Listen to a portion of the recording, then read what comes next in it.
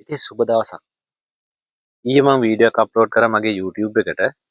ඔයාලා විශේෂ සිද්ධිය දන්නවා. මොකද්ද ලංකාවේ පහුගිය දවස්වල Facebook එහෙම ගොඩක් ගියා. මොකද්ද මේ වීඩියෝ එක?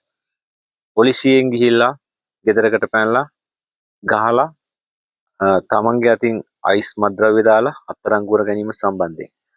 ඉතින් ඇත්තටම මම ඒක අප්ලෝඩ් කරලා මගේ විනාඩි 10ක් වගේ යද්දි මම ඒක ඩිලීට් කරා මොකද තාක්ෂණික දෝෂයක් නිසා ඒකේ. ඉතින් ඒක දාලා පොඩි වෙලාවකදී මගේ සබ්ස්ක්‍රයිබ් කෙනෙක් අන්සබ්ස්ක්‍රයිබ් කරලා තිබ්බා. ඉතින් කමක් නැහැ. ඒක ඔයාලගේ මතය. ඒක ඔයාලගේ අයිතිය. මම කියන්නේ එහෙම වෙන්න ඕනේ නැහැ. මම මේක තරහකට කාටවත් වෛරයකට දැම්ම කන්නේ නෙමෙයි. ඇත්තටම මේකට මම මේ වීඩියෝ එක එකතු කරන්නේ අන්න ඒක නිසා. මේ අතීතයේ කිසි දෙයක් දන්නේ නැති විදිහට වර්තමානයේ දැන් ඉන්න પરම්පරාව දැන් සමහර හමුදාවේ කෙනෙක් වෙන්න පුළුවන්. එයා පොලිසිය කෙනෙක් වෙන්න පුළුවන්. එයා නීතිපති දෙපාර්තමේන්තුවේ අධිකරණ කෙනෙක් වෙන්න පුළුවන්. මම ඒක නිසා දැන් මේ හැමෝටම නෙමෙයි. මේ සම්බන්ධව මේ ලංකා ඉතිහාසයේ තරුණතුම රාජ්‍යයක් ජනතාවගේ බලය අරගෙන රාජ්‍යයක් පවත්වාගෙන ඉන්න රජයේ හමුදාව පොලිසිය රටේ ජනතාව මර්ධනය කරන විදිහ. ඉතින් ඒක නිසා තමයි මම මේ වීඩියෝ එක විශේෂයෙන්ම කළා දැම්මේ. මේ වීඩියෝ එකේ ඒ පොලිස් නිලධාරී දෙන්න විතරක් නෙමෙයි. නමුත් රටේ සමස්තයක් මේ අපරාධ ඝාතන සම්බන්ධයෙන් පොලිසිය සුළු පිරිසක්, හමුදාවේ සුළු පිරිසක්, බුද්ධ්‍යංශවල සුළු පිරිසක්, ඊට පස්සේ රාජ්‍ය ආයතනවල සුළු පිරිසක්, දේශපාලනයේ සුළු පිරිසක්. ඉතින් මේ මිනිස්සු නිසා අර සියලු ආයතනවල මේ අපකීර්තියටපත් වෙනවා. ඉතින් මම ඒක නිසා මම තවත් දැනුවත් වීම සඳහා මම තව මේකට එකතු කරන්නේ ඒක නිසා ඔයාලා දන්නවා බටලන්ද කොමිෂන් සභාව. බටලන්ද ඩග්ලස් පීරිස් කියන පොලිසියේ ඉහළ නිලධාරියා පොලිස්පති කෙනෙකුත් කප්පම් ගන්නවා.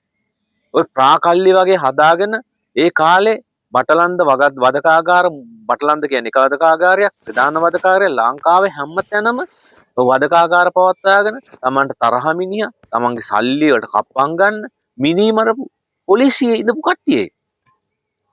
ඒතර ඔයාලා හොඳටම දන්න උඩුගම්පල පොලිස් DIG මං හිතන්නේ ඊටත් එහා නිලතත් තිබිච්ච කොච්චර මිනිස්සු මැරුවද? ඒ මිනිස්සු කොහොමද මැරුණේ? එතකොට දැන් මේ මෑතක සිද්ධිය ඔයාලා දන්නවා. දේශබන්දු තෙන්නක. එතකොට කොහොමද අර W15 අපිට අහුවෙන්නේ විතරයි. W15 හෝටලෙට වෙඩි තීම සම්බන්ධයෙන් පොලිස් නිලධාරියෙක් මේ යනවා. අනීතික ලෙස ගිහිල්ලා වෙඩි තියලා එන්නේ. එතකොට පහුගිය කාලේ අපරාධයක් සම්බන්ධයෙන් අර ගිහිල්ලා නවතින අර මේ නුවර පැත්තේ මේ දේශබන්දු තෙන්නකෝන්ට අයත් නිවසක අපරාධකාරයෝ. එතකොට මේ ඉහළම නිලධාරී. එතකොට ඔයාලා දන්නව දැන් මේ පහුගිය කාලේ මුස්ලිම් ජාතික මහා ව්‍යාපාරික සියම් ඝාතනය සම්බන්ධයෙන් කවුද යන්නේ? වාස් ගුණවර්ධන. එතකොට මේ ඔක්කොම පොලිසිය කට්ටිය. දැන් එතකොට හමුදාව පැත්තට හැරුණොත් එහෙම බුද්ධ්‍යංශ පැත්තට හැදුනොත් හමුදාවේ පැනලාපු කට්ටිය බැලුවන් පස්සේ. එතකොට මේ ආයතනවල සුළු පිරිසක් නිසා තමයි මේ සියලු දේවල් වෙන්නේ රටේ පුරවැසියාට. ඒකයි මම කිව්වේ. ඒක කාටවත් තරහ ගන්නවත් මුකුත් නෙමෙයි. මම මේ අතීතේ අපි දැකපු දේවල් වර්තමානයේ කට්ටියට අපි කියලා දෙන්නේ වර්තමානයේ එහෙම නොවෙන්න හදාගනින්න කියලා. ඒකයි මේ අපිට කියන්න ඕන. නැතුව මේ කාටවත් තරහක් හිතෙන්නවත් කාගේ හිතේවත් හිතක් වෛරයක් ඇති කරන්නවත් නෙමෙයි. මේ ඇත්තටම ඇත්ත සිද්ධි හොයලා බලන්න. ඔයාලා ඇත්තටම මේව ගැන හොයන්න. බටලන්ද කොමිෂන් සභාව ගැන ඔයාලා හොයන්න බලන්න. මම කියන්නේ. ඊට පස්සේ කවුද මේ දේශබන්දු තෙන්නකෝන්ලා ගැන පොඩ්ඩක් කියවන්න. ඕන්තරම් මාධ්‍ය වාර්තා තියෙනවා. ඉතින් වාස් ගුණවර්ධනගේ නඩුව සම්බන්ධයෙන් කියවන්න සානියා බේසේකරලා පරීක්ෂණ කරපු විදිය ගැන ඉතින් මේවා ගැන කියවන්න. එතකොට පහුගිය කාලේ අහුවෙනවා ඔය මාධ්‍යවේදීන් ඝාතනය සම්බන්ධයෙන් පරීක්ෂණ කරන් යනකොට රාජ්‍ය බුද්ධි සේවයේ හිටපු මිනිස්සු අහුවෙන්නේ අදරේ කට්ටියට තියෙනවා. එතකොට ශිෂ්‍යයන් 11 දෙනෙක් පැහැරගෙන ගිහිල්ලා කප්පම් අරගෙන ගිහිල්ලා මහමුදේ ගෙනහිල්ලා බඩවල් කපලා බඩවැල් අයින් කළා ඒවට ගල් බැඳලා මුහුදේ දාපු ඒවකට එතකොට හිටපු නාවික හමුදාපතිලට අද මේ චෝදනා තියෙනවා. ඒකට මම එදා වීඩියෝ එකක් දැම්මා අචලා සෙනවිරත් එහෙම ඒ කාන්තාව නීතිඥ කාන්තාවක්. ඒතර ඊට එහා පැත්තේ ඕන තරම් නීතිඥවරු ඉන්නවා. අපේ ජනාධිපති නීතිඥයෝ ශ්‍රේෂ්ඨාධිකරණ නීතිඥයෝ ඉන්නවා නීතිපතිලා ඉන්නවා. ඉතින් මම කියන්නේ හැම ආයතනයකම සුළු පිරිසක් ඉන්නවා මේ සම්බන්ධයෙන්. ඒක මේ මිනිස්සු නිසා තමයි මේ කැත ගතිය ඇති වෙලා තියෙන්නේ මේ රටේ. මේ ආයතන වලට ආයතන අපකීර්තියටපත් වෙලා තියෙන ඒක නිසා. ඉතින් මේ මිනිස්සු ගැන ඔයාලා ජනතාව විදිහට දැනගන්න. එතකොට නීතිපති දෙපාර්තමේන්තුවේ ඔයාලා දන්නවා. ඔය සරත් එන් සිල්වල එහෙම ඔයාලා ප්‍රසිද්ධියේ මාධ්‍යයට ඇවිල්ලා කිව්ව කතාවල්. එයා කිව්වේ අර මම හිරගෙවට යන්න ඕන එක මම රජගෙදරට යව රජගෙදර යවන්න ඕන එක මම හිරගෙදරට යවුවා කියලා. ඈ එතකොට පාස්කුගේ සිද්ධිය සම්බන්ධයෙන් ඒවකට හිටපු නීතිපති පෙන්ෂන් යනකොට කිව්වේ මොකද්ද? පාස්කු ප්‍රහාරයේ කුමන්ත්‍රණයක් කියලා ගියේ. ඉතින් යාළුවා දන්නෝ මේවා. ඉතින් මම කියන්නේ ඒකයි. නීතිපති දෙපාර්තමේන්තුවට නඩුවක් ගියාම නඩුවේ කල්යන්නේ ඇයි? මේ යට තියෙන යටින් යන මේ ඩීප් ස්ටේට් එක මේ ඈ එතකොට අධිකරණ වෛද්‍ය නිලධාරීලා දීපු වාර්තා වැරදිව තියෙනවා. එතකොට රස පරීක්ෂකලා දීපු වාර්තා තියෙනවා. ඒව වැරදිව දීලා තියෙනවා. ඈ ඒක සමහර ඝාතන සම්බන්ධයෙන් ඒ සම්බන්ධව අහුවෙලා තියෙන CCTV කැමරාවල තිබිච්ච සාක්ෂි අතුරුදහන් වෙනවා. පොලිස් දෙපාර්තමේන්තුවේ රාජ පරීක්ෂක දෙපාර්තමේන්තුවේ තියෙන ලිපිගනු අතුරුදහන් වෙනවා. නීතිපති දෙපාර්තමේන්තුවේ තියෙන අතුරුදහන් වෙනවා. ඈ මම මේක නිසා මේ කියන්නේ. ඇත්තම මාත් එක තරහ වෙන්න එපා. මම මේ ඊළඟ නූතන පරම්පරාවට මේ යට ගිය ඉතිහාසයේ වැලිලිල යන ඉතිහාසය උඹලා දැනගත්තේ නැතුත් උඹලට හෙට දවසේ වෙන්නේ මොකද්ද කියලා හිතා ගන්න බැරි වෙනවා. ඒක නිසා මම කියන්නේ. තව ගොඩාක් තියෙනවා. මට වීඩියෝ දිග වෙන නිසා මම කියන්නේ මම මේකට වීඩියෝ ටිකකුත් ඇඩ් කරන්න. එයාලා සම්බන්ධව තිබිච්ච දේවල්. ඉතින් කාලය වැඩි නිසා මම මේක පැහැදිලි කරන්නේ නැහැ. මේ වීඩියෝ එක දිගටම බලන් යන්න. ඉතින් සබ්ස්ක්‍රයිබ් කරන්න. එකතු වෙන්න. මේවා ඇත්තටම ඔයාලා දැනගන්න ඕන. ඉතින් මගේ සහෝදර රාජ්‍ය නිලධාරී දැනුවත් වෙන්න. ඉතින් ඒවට සම්බන්ධ වෙන්න නැතුව තමන්ගේ රාජකාරී කරගන්න. මොකද නැත්තම් රැකියාවක් අහිමි වෙනවා. නඩුත් දාගන්න එනවා. අද වෙනකොට ඔයාලා දන්න පොලිස් නිලධාරී හමුදාවෙන් දෙන කොච්චර ඇතුලේ ඉන්නවද කියලා. හිරගෙවල් වල. මේ දේශපාලඥයෝ කියන වැඩ කරන්න කියලා. ඒක දේශපාලඥයෝ අද වෙනකොට කොච්චර හිරගෙවල් ඉන්නේ. රාජ්‍ය නිලධාරී කොච්චර දැන් නඩු වැටලා තියෙනවද? දැන් කොච්චර හිරේ ගිහිල්ලා තියෙනවද මේ වෙනකොට? දේශපාලඥයෝ කී දෙනෙක් දැන් හිරේ යන්න ඉන්නවද? ඉතින් ඔයාලා අපේ අනාගතේ ඉස්සරහටවත් හොඳ වෙන්න නම් මේ පාපතරය මුන් ටික අනිවාර්යයෙන්ම අඳුර ගන්න ඕනේ විශේෂයෙන්ම. ඉතින් ඒක නිසා මම කියන දේවල් තරහ වෙන්න එපා. හිතමනාප කරගන්න එපා. මේක තමයි ඇත්ත සිද්ධිය. මේක තමයි මේ මහ පොළොවේ ඇත්ත. මේ මහ පොළොවේ ඇත්ත තේරුම් ගන්න උත්සාහ කරන්න කියලා මම ආරාධනා කරන ගම මගේ වීඩියෝ එක බලන්න, ෂෙයා කරන්න, මගේ channel එක subscribe කරන්න, කාගේ හරි හිතුරු දුරන සමා වෙන්න. ඉතින් අපි ඉස්සරහට මේ දැනුවත් වෙලා අපේ රටේ ඉස්සරහට අනාගතයේ ඔය ඉන්න පොඩි දරුවන්ට හරි මේවා සුරක්ෂිත විදිහට හදලා යන්න ඔබ ඔක්කොම එකතු වෙලා කැප වෙලා කියලා ආරාධනා කරන ගම මම සමුගන්න එහෙනම් බොහොම ස්තුතියි හැමෝටම. ඉතින් ආයිබෝන් සුබ දවසක් හැමෝටම. ඔයාලා දකින්න ඇති මේ පහුගිය දවස්වල වීඩියෝ එකක් Facebook එකේ එහෙම ගියා මේ පොලිසිය සම්බන්ධවනේ. ඒ කියන්නේ පොලිසිය අනීතික ලෙස මිනිස්සුන්ගේ ජන ජීවිතයට ප්‍රශ්න දාන විදිහ. ඕක එදා ඉඳලා වෙන සිද්ධියක්. තවමත් පොලිසිය හැදිලා නැහැ. දැන් ආණ්ඩුපත් කරා ඊට පස්සේ මහජන ආරක්ෂක ඇමතිලපත් කරා ජනාධිපතිලපත් කරා තවමත් රාජ්‍ය නිලධාරීන් තවමත් තමන්ගේ වගකීම් සහ යුතුකම් ගැන කිසිම වටිනාකමක් නැතුව තමයි වැඩ කරන්නේ. ඔවුන් දන්නේ නැහැ ජනතාව කොහොම මේ ජනතාවත් රටේ ඉන්නේ කියලා. ඔය පහුගිය දවස්වල ඇමරිකාවටත් උනේ ඉරානය සම්බන්ධයෙන් ඒක තමයි ඉරානයේ හැඩය ඉරානයේ මිනිස්සුන්ගේ හැඩය කොහොමද කියලා ඉරානයේ මිනිස්සු කොහොමද කියලා හොයාගන්න අසමත් වීම සම්බන්ධව තමයි ඇමරිකාවටත් පොඩක් පස්ස ගහන්න උනේ. ඉතින් අපි මේව ගැන ඕන තරම් කතා කරලා ඇති වීඩියෝස් දාලා ඇති මම නම් වීඩියෝ ඕන තරම් දාලා ඇති මටත් වෙච්ච අසාධාරණ ඔය පොලිසිය වලින් ඔය අපි මේ ජනතා මතය නිර්මාණය කරන්න මේ වගේ වැදගත් වීඩියෝස් ඔයාලා දැනුවත් කරන්න දාලා ඊට පස්සේ ගම්වල මේවා සම්බන්ධව කතා කරලා ගොඩක් මට ප්‍රශ්න ආව පොලිසියෙන්. ඉතින් එහෙම දීද්දිත් අදටත් පොලිසිය තාවම ලංකාවේ ඉන්න අහිංසක මිනිස්සුන්ගේ සිතුම් පැතුම් හැඟීම් වල තේරුම් අරක් නැහැ කියලා තමයි අදටත් මට හිතෙන්නේ. ඉතින් මේ කතාව ඔයාලා හොඳටම දන්නවා. දැන් Facebook එකේ හොඳටම ගිහිල්ලා තියෙනවා. ඉතින් ඒ ගැන පොඩ්ඩක් කතා කරන්න තමයි මම වාට ගත්තේ මගේ අත්දැකීමුත් එක්ක. ඉතින් පළවෙනිම channel එක subscribe කරන්න Europe SL TV, share කරන්න, වීඩියෝ එකට comment එකක් දාන්න ඔයාලගේ අදහස් කියලා. අන්න ඒක තමයි ජනතාවක් විදියට ඒ වුන් ආදර්ශය දුන්නා ඒ ගමේ මිනිස්සු. මොකද පොලිසිය වෙන්න පුළුවන්, හමුදා වෙන්න පුළුවන්, අධිකරණය වෙන්න පුළුවන්, ජනාධිපති අගමැතිලා ඕන එකෙක් වෙන්න පුළුවන්. මේ හැමෝම යටයි ජනතා බලයට, ජනතා පරමාධිපති බලයට. ඒක මුන් එකෙක්වත් තේරුම් අරන් නැහැ තාම.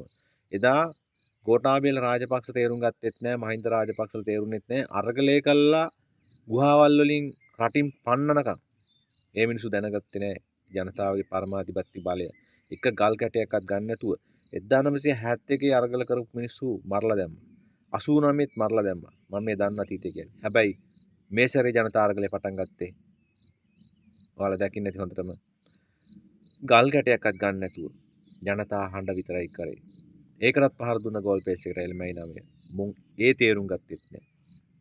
දැනුත් උඹලා තේරුම් ගන්න නැත්නම් අන්නේ ඒ ගමේ මිනිස්සු පොලිසියට නීතිය උගන්වපු විදිහකට දැනගෙන දැන්වත් නීතිය කරන උන් රජයේ පරිපාලන ශේෂ්ත්‍රය කරන උන් හමුදාවේ හරි පොලිසිය හරි බුද්ධ්‍යංශ හරි ක්‍රියා කරපල්ලා. Tamanට යුතුයකමක් තියෙන අපරාධකාරයෙක් අල්ලන්න නම් Tamanගේ නිවැරදිතාවය ඉස්සෙල්ලා මේ කරන්න ඕන. රේට් එකක් යනවා නම් කුඩු හරි ගංජා හරි අල්ලන්න Tamanගේ අනන්‍යතාවය ඔප්පු කරගන්න පුළුවන් වෙනවා. නිකම් මේ අපරාධකාරයෝ මේ විදිහට සිවිල් පිට ගිහිල්ලා මිනිසුන් ගෙවල් වලට පැනලා මිනිසුන්ට පහර දීලා ගහලා කුඩු අතින් දාලා අයිස් අතින් දාලා එහෙම රටක් නීතියක් එහෙම කොහෙද තියෙන්නේ?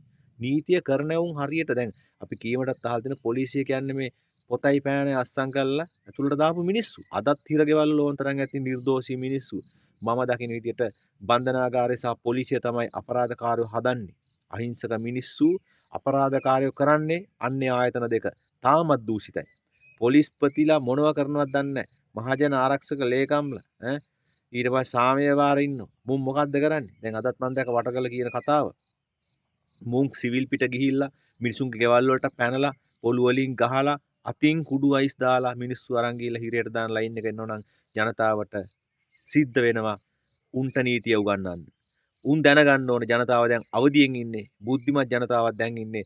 අධිකරණයටවත් මොකෙකුටවත් කාටවත් එයින් එහා නීතියෙන් පිට කරන්න බෑ කියලා දැන් ඔප්පු කරලා පෙන්නනවා. ජනතාව හැමදාම ප්‍රශ්න කරනවා. රජයේ නිලධාරි, පොලිසිය, බුද්ධ්‍යංශ, ජනාධිපතිවරු, අගමැතිවරු හැම කෙනාම ජනතාව දැන් ප්‍රශ්න කරන තැනට අවිල්ලා තියෙනවා. ඒක නිසා දැන් බුද්ධිමත් වෙලා තියෙන්නේ. සමාජ මාධ්‍යයෙන් හැමදේම තොරතුරු යනවා. හැමදේම දැනුවත් වෙනවා. ඒක නිසා රජයේ සේවය කරන මිනිස්සු, බදු මුදලින් යැපෙන මිනිස්සු, උවන්ගේ දුවදරු පවා ඒ බදු මුදල් වලින් ජීවත් වෙන්නේ, ගේ දොර හදාගන්නේ, හැම ඇඳුමක් පැළඳුමක් අරන් ජීවත් වෙන්නේ මේ අහිංසක මිනිස්සු ගෙවන බදු මුදල් වලින්. ඉතින් ඒ යාළුවට පඩිගන්නෙත් ඒකෙන්. ඒක නිසා ජනතාවට සාධාරණව සැලකීමේ යුතුයකම තියෙන්නේ එයාලට. එයාලා ජනතාව කෙරෙහි කෝප වෙන විදිහට, ජනතාවට අසිෂ්ට ලෙස, නිර්දය ලෙස, තිරිසන් විදිහට ජනතාවට සලකනවා නම් ජනතාව ආපස්සට හැරෙනවා. ජනතාව අනිවාර්යෙන් උඹලා පස්සෙන් එනවා. ඒක තමයි එදා පෙන්නුවේ ගමේ මිනිස්සු එකතු වෙලා. ඒක නිසා රජයේ නිලධාරියෙක් වෙලා ඔය වගේ පහත් බලු වැඩ කරන්න එපා.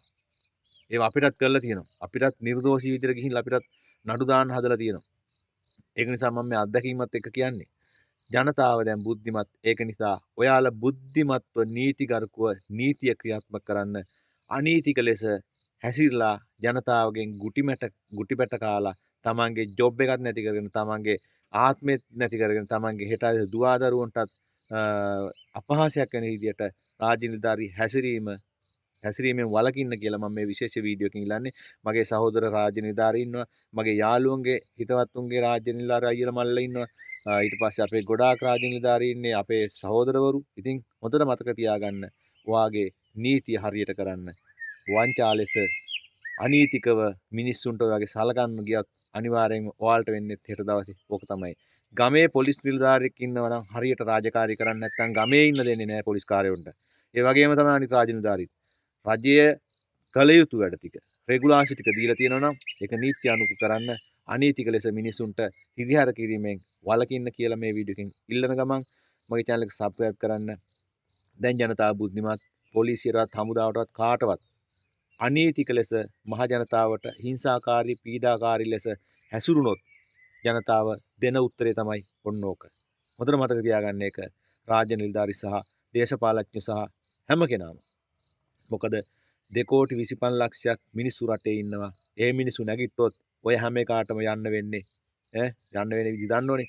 ඒක නිසා සර්ව සාධාරණව නීති තියෙනවා, ක්‍රමවේද දිහදලා තියෙනවා.